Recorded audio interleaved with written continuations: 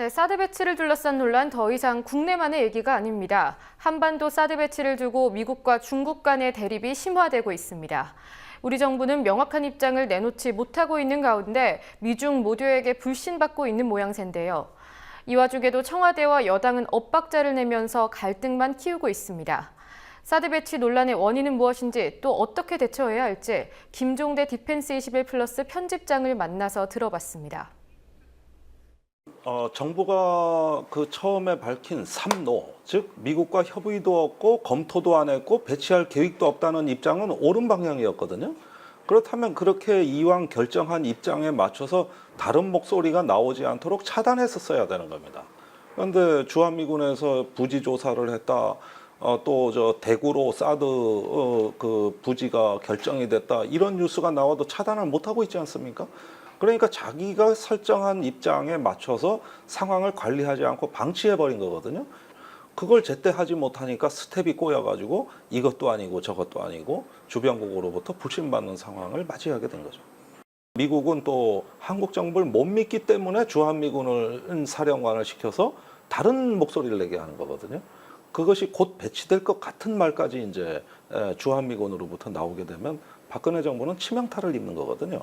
중국은 박근혜 정부 들어와서 한중 관계를 복원하고 북한 핵 문제에 있어서 한국 정부의 입장을 많이 고려해 줬는데 사드 문제 와서 보니까 아니 그것에 대한 보답은커녕 오히려 더 기만하고 조롱하는 듯한 모양을 취하고 있는 거죠. 이렇게 되면 중국은 더 이상 외교에서 한국 입장을 고려할 필요가 없겠다. 이런 어떤 부정적 인식으로 돌아서고 있는 거라고 봅니다. 그러니까 청와대는 미국 입장, 중국 입장, 여러 행위자들의 입장을 다 고려하다 보니까 명확치가 않은 상황이었는데 이 틈을 노려서 강경한 보수 쪽, 말하자면 어떤 여당 내 어떤 지도부와 어떤 군 장성 출신들로 해가지고 사드 인기몰이가 시작이 된 겁니다. 이 사람들은 새누리당의 집토끼에 해당되는 세력들이기 때문에 자기들 발언권이 있다고 본 거예요.